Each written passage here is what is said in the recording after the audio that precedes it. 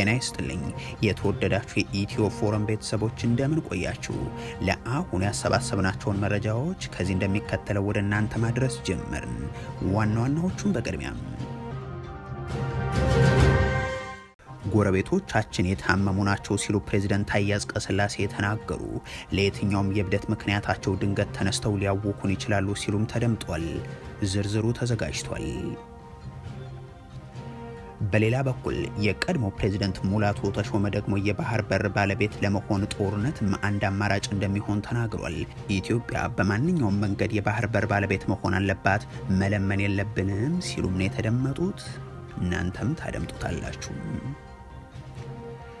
በውጭ ሀገር ህይወታቸው የሚያልፉ ኢትዮጵያውያንና ትውልደ ኢትዮጵያውያን አስከሬናቸው ለቀብር ወደ ኢትዮጵያ እንዲሄድ የሚደረግበት ባህል ሊቆም እንደሚችል የጠቅላይ ሚኒስትሩ አማካሪ ፍንጭ ሰጡም። እኛ ባስጠበቅነው ሀገር መጥተው መቀበር የለባቸውም ብለዋል። ዳንኤል ክብረት ወደ እናንተ ይደርሳል። የቤተ ክርስቲያን አስተዳዳሪው በመኖሪያ ቤታቸው በጥይት ተደብድበው ተገደሉ። ይህ ግድያ በሰሜን ወሎ ወልዲያ የተፈጸመው በዛው በወሎ ቀጠና ከሰሞኑ በገዳም ውስጥ በርካታ ሰዎች በከባድ መሳሪያ እንዲገደሉ ከተደረገ በኋላ ነው። ሌላኛው መረጃችን ነው። በእስር ላይ የሚገኙት አቶ ዮሐንስ ቦያለው ለሁለተኛ ጊዜ ታመው ሆስፒታል መወሰዳቸው ተገለጸም። የብልጽግናው እስረኛ ከዚህ በፊት በከባድ የአንጀት ህመም ሳቢያ ሆስፒታል ገብተው እንደነበር የሚታወስ ነው። ተጨማሪውን አዘጋጅተናል። አሜሪካ የኢራኑ ጠቅላይ መሪን ጨምሮ ከፍተኛ ወታደራዊ አመራሮችን ለጠቆመ የ10 ሚሊዮን ዶላር ሽልማት ሰጣለው ማለቷ ተሰማም። ይህ በእንዲህ እንዳለ የኢራን 90 በመቶ ጋዝ በሚተላለፍባት ደሴት ላይ ድብደባ ማድረሳቸውን ዶናልድ ትረምፕ አሳውቀዋል። የተወደዳችሁ የኢትዮ ፎረም ቤተሰቦች አብራችሁን ስትቆዩ እነዚህን እና ሌሎችንም መረጃዎችን ትሰማላችሁ። ሰናይ ቆይታ ይሆንላችሁ። ጎረቤቶቻችን የታመሙ ናቸው ሲሉ ፕሬዝዳንት ታዬ አጽቀሥላሴ ተናገሩ። ለየትኛውም የእብደት ምክንያት ድንገት ተነስተው ሊያውኩን ይችላሉ ሲሉም ተደምጧል። የብልጽግናው ሰው ይህንን የተናገሩት በኢትዮጵያ አየር መንገድ ቅጥር ግቢ ውስጥ ተገኝተው ነው። ጠላቶች እያወኩን ነው የሚለውን ገለጻ ደጋግመው ሲጠቀሙ የሚታወቁት ታዬም በአማራ ክልል እየተደረገ ያለውን ጦርነትን በተመሳሳይ መንገድ ሲያቀርቡት ተስተውለው ያውቃሉ። አሁን ደግሞ የአየር መንገዱና የአቪዬሽን ተቋም አመራሮችን ጎረቤቶቻችን ታሟል፣ ድንገትም ሊያውኩ ይችላሉ በሚል ዝግጅት እንደሚያሻ ሲያነሱ ተደምጧል። የምንኖርበት አካባቢ ብዙ ተርሞይል ያለበት ስለሆነ ጎረቤቶቻችንም አንዳንድ የታመሙ ስለሆነ for any crazy reason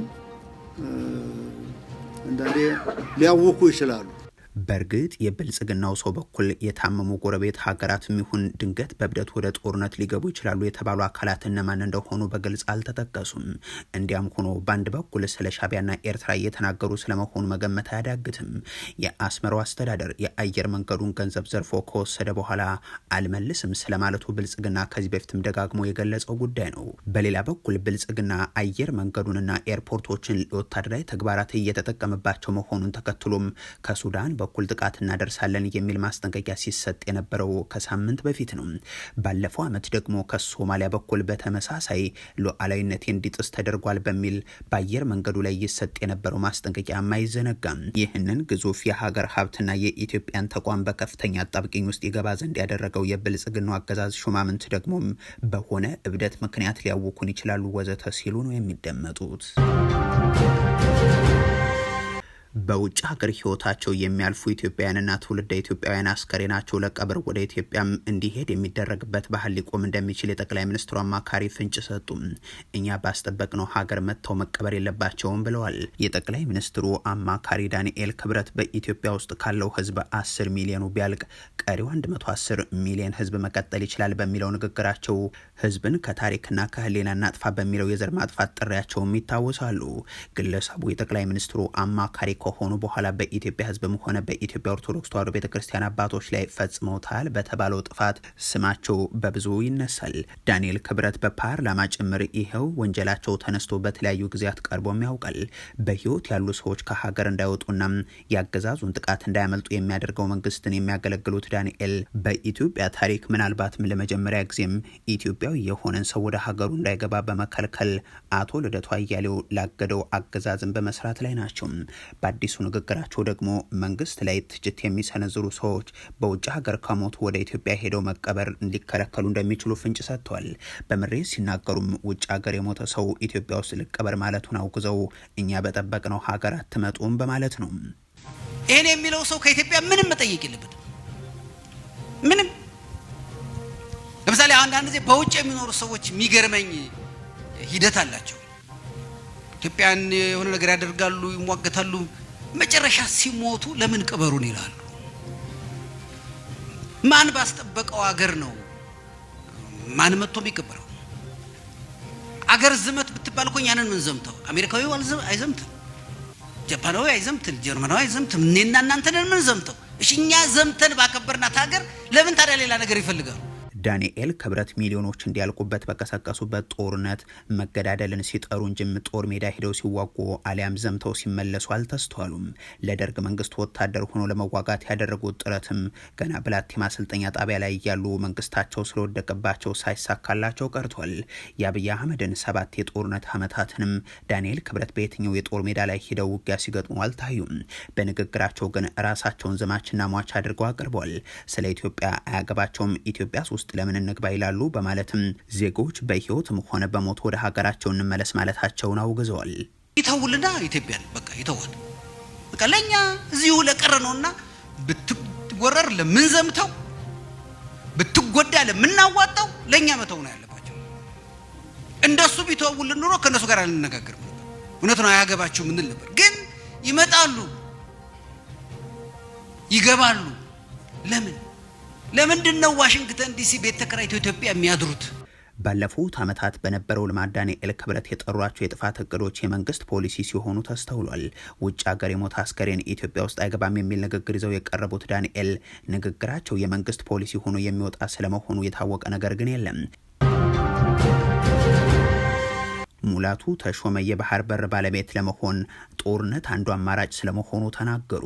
ኢትዮጵያ በማንኛውም መንገድ የባህር በር ባለቤት መሆን አለባት፣ መለመን የለብንም ሲሉም ገልጸዋል። ባለፈው ዓመት ጌዲዮን ጢሞቴዎስና ሬድዋን ሁሴን የጻፉትን ጽሁፍ ስማቸውን በማዋስ በአልጀዚራ ላይ ያስነበቡት ሙላቱ ተሾመም ዘንድሮ ደግሞ በአዲስ ዘመን ጋዜጣ ተከስተዋል።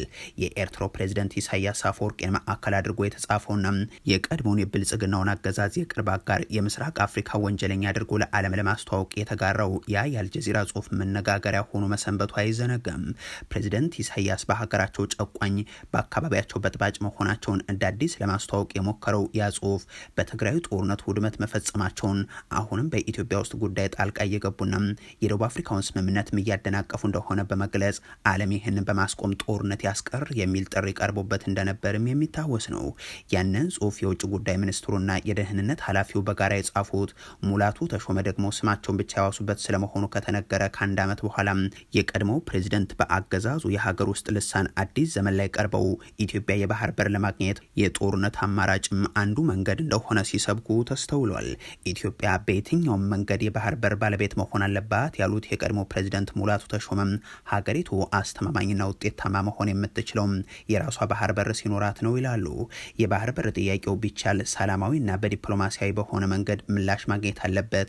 ካልተቻለ ግን ኢትዮጵያ የምትፈልገውን ሳታገኝ ታፍና መኖር እንደማትችል ሊታወቅ ይገባል ብለዋል። ይህንንም ኢትዮጵያ በማንኛውም መንገድ የባህር በር ባለቤት መሆን አለባት በማለት ገልጸውታል። በአሁኑ ጊዜ ኢትዮጵያ የራስ የምትለው የባህር በር ያስፈልጋታል የሚለውን ደጋግሞ ያነሱት ሙላቱ የሀገሪቱ ብልጽግና እውን መሆን የሚችለውም ያመረተችውን ምርት በራሷ በር ስታስወጣና ስታስገባ ነው በማለት አክሏል። የባህር በር የምንለምነው መሆን የለበትም፣ የኛ የነበረ ነው ያሉት የቀድሞው ፕሬዝዳንት ጥያቄው በማይሆን ሁኔታ ከእጃችን ያመለጠው የባህር በር ወደ ራሳችን ይመለስልን የሚል መሆኑን አንስተዋል። የቤተ ክርስቲያን አስተዳዳሪው በመኖሪያ ቤታቸው በጥይት ተደብድበው ተገደሉ። ይህ ግድያ በሰሜን ወሎ ወልዲያ የተፈጸመው በዛው በወሎ ቀጠና በገዳም ውስጥ በርካታ ሰዎች በከባድ መሳሪያ ከተገደሉ ከቀናት በኋላ ነው። ብልጽግና መፈጸሙን ማረጋገጫ የሰጠበት የአትሮኖስ ገዳም የከባድ መሳሪያ ድብደባም 6 አባትና አገልጋዮችን ገድሎ 25ቱን ደግሞ ማቁሰሉ ከሰሞኑ መነጋገሪያ ነበር። አሁን ደግሞ በሰሜን ወሎ ዞን መቀመጫ ወልዲያ ደብረ ሰላም መድኃኔዓለም ካቴድራል አስተዳዳሪ መልአከ ምህረት አባይን አለማማረም ሌሊት በመኖሪያ ቤታቸው ውስጥ በጥይት ተደብድበው መገደላቸው ታውቋል። በቤተ ክርስቲያኑ ቅጥር ግቢ ውስጥ በሚገኘው መኖሪያ ቤታቸው ሳሉ ነው በተተኮሰባቸው ጥይት ተመተው ህይወታቸው አልፈዋል የተባለው። አንድ የካቴድራሉ አስተዳደር አመራር የሃይማኖት አባቱ በተለያዩ የሀገሪቱ አካባቢዎች በክርስቲያን ወገኖች ላይ ጥቃት እየተፈጸመ ስለመሆኑ ደጋግመው እንደሚያነሱና ይህ ደግሞ በመንግስት ሰዎች በኩል የተወደደላቸው እንዳልነበር ያስረዳሉ። ከዚህም ባሻገር በአማራ ክልል የቀጠለው ጦርነት ወጣቶች አይለቁ በሰላም ይለቅ የሚለውን በስብከት መድረኮች ላይ ጭምር ሲያቀርቡት እንደነበርም አስታውሷል። የሆኖ ሆኖ እኒህ የተገደሉ አባት የቀብር ስነስርዓታቸው ትናንት አቡነ ኤርሚያስ ምእመናንን በተገኙበት በካቴድራሉ ተፈጽሟል። አቡነ ኤርሚያስ መላከ ምህረት አባይን አለም እግዚአብሔር በቆረጠው ቀን አርፏል። ነገር ግን በቀናቸው ለተጠሩት አገልጋይ መሞት ምክንያት የሆነ ሰው ባይወለድ ይሻለው ነበር ብሏል። ብልጽግና በሚቆጣጠራቸው የክልሉ ትልልቅ ከተሞች ውስጥ በሃይማኖት አባቶች ላይ በቅርቡ ግድያዎች ሲፈጸሙ እየተስተዋለ ነው። ከአንድ ሳምንት በፊት እንኳን በመሃል ጎንደር ከተማ አንድ የሃይማኖት አባት መገደላቸው፣ ቤተሰቦቻቸው መደብደባቸው የሚታወስ ነው። እንዲህ ያሉ ጥቃቶች እየተበራከቱ የመጡት ደግሞ የብልጽግናው አገዛዝ በአማራ ክልል የተለያዩ ስፍራዎች ስብሰባዎችን አከናወንኩ ባለባቸው መድረኮች ላይ ከሃይማኖት አባቶች ለጽንፈኛው ድጋፍ የሚያደርጉ አሉ የሚሉ ተደጋጋሚ ክሶች ሲደመጡ ከሰነበቱ ከሳምንታት በኋላ መሆኑ ነው። በእስር ላይ የሚገኙት አቶ ዮሐንስ ቧያለው ለሁለተኛ ጊዜ ታመው ሆስፒታል መወሰዳቸው ተገለጸ። የብልጽግናው እስረኛ ከዚህ በፊት በከባድ የአንጀት ህመም ሳቢያ ሆስፒታል ገብተው እንደነበር የሚታወስ ነው።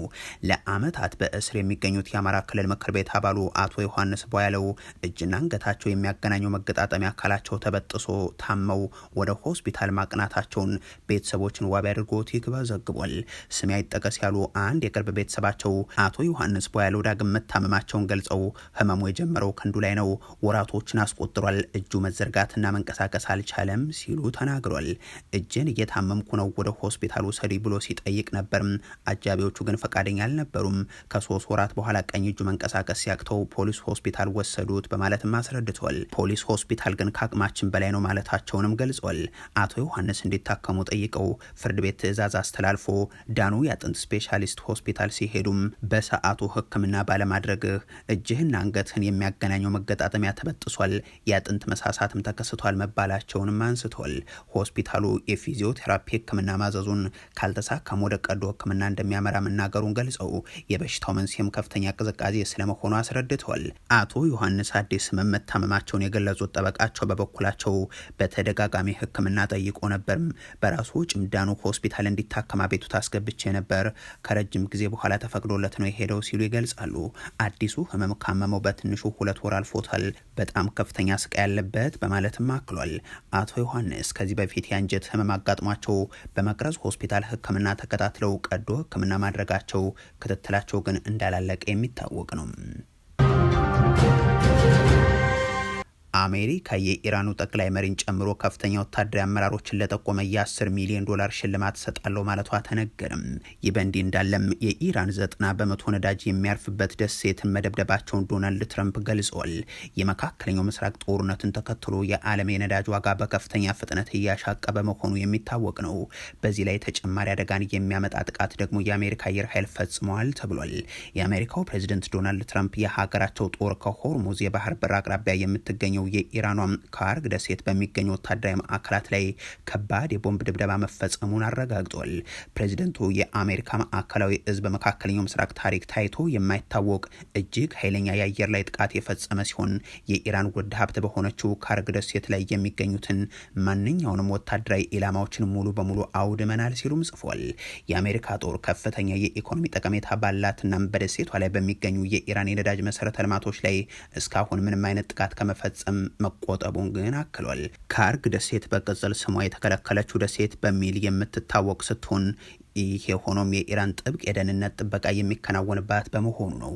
የኢራን ኢኮኖሚ የልብ ትርታ የሆነችው ደሴቲቷ 90% የሀገሪቱ የነዳጅ ኤክስፖርት መሻገሪያም ናት። ዶናልድ ትራምፕ ጥቃቱ መፈጸሙን የገለጹት በዚህ ደሴት ላይ ሲሆን ሆርሙዝን ማስተጓጎላቸውን ከቀጠሉ ሙሉ በሙሉ የነዳጅ መሰረተ ልማቱንም ልናወድምባቸው እንችላለን፣ ለአሁኑ ግን ያንን አላደረግንም፣ ወታደራዊ ኢላማዎች ላይ ያተኩረናል ሲሉም ገልጿል።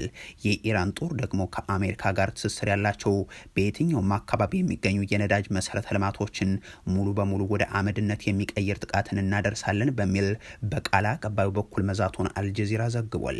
ይህ በእንዲህ እንዳለ የአሜሪካ የውጭ ጉዳይ ሚኒስቴር የኢራን እስላማዊ አብዮታዊ ዘበኛ ጦር ከፍተኛ መሪዎችን በተመለከተ መረጃ ለሚሰጡ አካላት እስከ 10 ሚሊዮን ዶላር የሚደርስ ሽልማትን እንደሚሰጥ አሳውቋል። ይህ የሽልማት ጥሪ የቀረበው በዋናነት የአብዮታዊ ዘበኛ ጦሩ ከፍተኛ አመራሮችን ማንነት ያሉበትን ስፍራ አሊያም ደግሞ የገቢ ምንጫቸውን የሚያጋልጥ መረጃ ለሚሰጡ ግለሰቦች ስለመሆኑም ተመላክቷል። አሜሪካ ይህንን እርምጃ የወሰደችው በሽብርተኝነት ለፈረጀችው ለዚህ ወታደራዊ ተቋም የሚደረገውን የገንዘብና የቁሳቁስ ድጋፍ ለማዳከም እንደዚሁም የቀጠናውን ደህንነት ለመጠበቅ ካላት እቅድ ጋር ተያይዞ ነው ይላል የሮይተርስ ዘገባ። የተወደዳችሁ የኢትዮ ፎረም ቤተሰቦች ለአሁን ያሰባሰብናቸው መረጃዎች ይህንን ይመስሉ ነበር። አበቃን። ቸር ያሰማን።